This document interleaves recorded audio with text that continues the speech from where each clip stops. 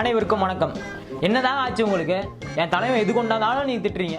தலைவா வணக்கம். தலைவா என் தலைவன் என்ன கொண்டாந்தாலும் திட்டி திட்டி தீக்கிறீங்க. ஏன்? என் தலைவன் இந்தியாவை பணக்கார நாடா மாற்றணும்னு ஆசைப்பட்டாப்புல, அதனால இந்தியாவில் இருக்க ஏழைங்க எல்லாத்தையும் கொள்றாரு. அது தப்பா? அது தப்பான்னு கேட்கறேன். இதுக்கு போய் அவர் திட்டிட்டு இருக்கீங்க. எந்த தலைவராவது இந்தியாவை பல தடவை புது இந்தியாவை பெற்று போட்டிருக்காரா? என் தலைவன் பண்ணியிருக்கான். தூய்மை இந்தியான்னு சொல்லிட்டு தெருவுக்கு போனாப்புல நாளை விளக்க மாற்ற தூக்கின்னு அப்போ சுத்தம் பண்ணாப்புல ஒரு புது இந்தியாவை பெற்றாரு. அதுக்கப்புறம் அதோட தங்கச்சி பாப்பா டிமானிட்டைசேஷன் அப்போ வந்துட்டு ஒரு புது இந்தியாவை பெற்று போட்டாப்புல. இப்போ ஜிஎஸ்டி அப்படின்ற அதோட தம்பி பாப்பாவை பெற்று போட்டிருக்காப்புல. அவ்வளோ பிரசவ வழியில அவ்வளோ கஷ்டப்பட்டு புது இந்தியாவை அடிக்கடி பெற்று போட்டுக்கிட்டே இருக்காரு. யாருமே பண்ணாதான் என் தலைவன் சாதிக்கிறான். அவரை எதுங்க நீங்க திட்டுறீங்க? என் தலைவன் அன்பானவன், அசராதவன், அடங்காதவன், கார்பரேட்காரங்களுக்கெல்லாம் அன்பானவன். நீங்க எவ்வளவுதான் திட்டினாலும் என் தலைவன் வெளிநாட்டுக்கு டூர் போறது நிறுத்துறானா? அதுல அசராதவன், யாருக்கும் அடங்காதவன். இப்ப நீங்க இந்த ஜிஎஸ்டி திட்டத்தை கூட பாருங்களேன். என் தலைவன் இந்திய நாட்டுக்கு இதெல்லாம் முக்கியம், இதெல்லாம் முக்கியம் இல்லை அப்படின்னு சொல்லிட்டு தெளிவா புரிஞ்சு வச்சு கரெக்டா ஜிஎஸ்டி வாங்கி போட்டிருக்காப்ல. காண்டம் இது வந்துட்டு நம்ம தினமும் 3 வேளை வருஷம் ஃபுல்லா யூஸ் பண்றோம். அதனால அதுக்கு 0% வரி. இட்லி தோசையெல்லாம் என்னங்க வருஷத்துல எப்பயாவது ஒரு நாள் யூஸ் பண்றோம், அதனால அதுக்கு 18% வரி. பீஸா, பர்கர் இதெல்லாம் வந்துட்டு எவ்வளவு முக்கியமான பொருள். அது வந்துட்டு அவ்வளோ சத்துக்கள் நிறைஞ்சிருக்கு.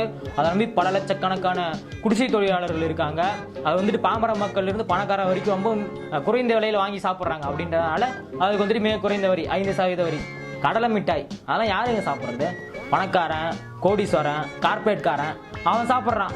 அதனால அதுக்கு 18% வரி. பெண்களோட மாதவிடாயிலிருந்து எப்படி காசு சம்பாரிச்சு இந்தியாவை பணக்கார நாடா மாற்றணும் அப்படின்னு சொல்லிட்டு சானிட்டரி நாப்கினுக்கு 18% வரி வச்சிருக்காப்ல.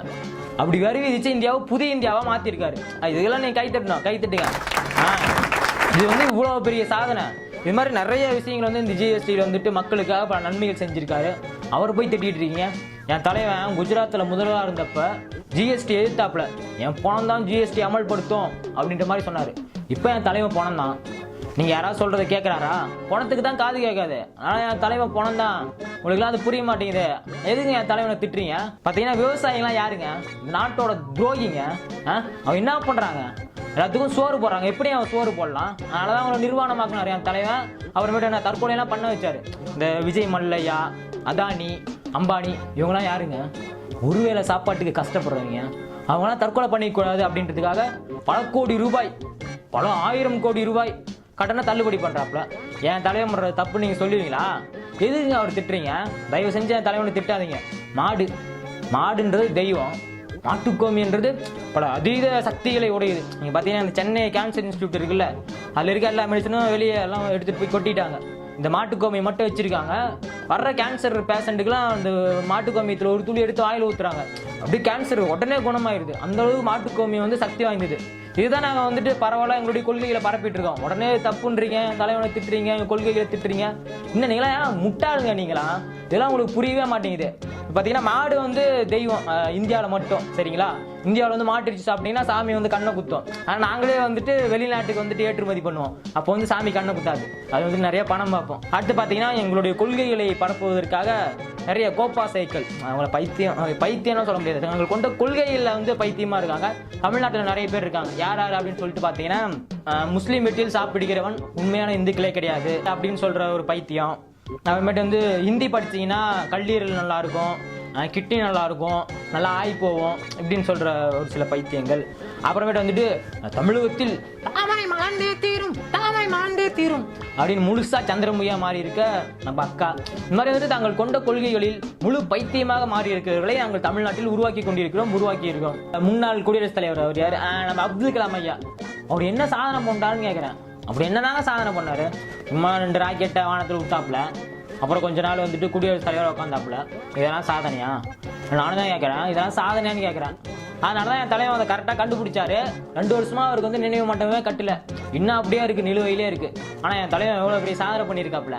அதனால தான் அவர் இருந்த டீ கடையை சுற்றுலாத்தலமாக மாற்ற போகிறாங்க. இந்த சுற்றுலாத்தலத்துக்கு 100 கோடி செலவு பண்ண போகிறாங்க.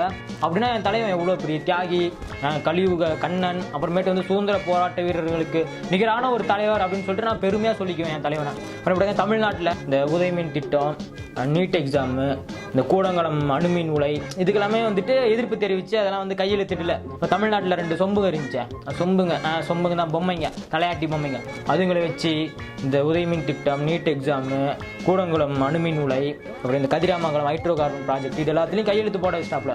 என் தலைவன் அவ்வளோ பெரிய ஆள், இதெல்லாம் உங்களுக்கு புரிய மாட்டேங்குது. இனிமேட்டு வந்து என் தலைவனை தயவு செஞ்சு திட்டாதீங்க. நம்ம நாட்டு மக்களுக்காக உயிரை கொடுத்து உடைத்து கொண்டிருக்காரு என் தலைவன், சரிங்களா?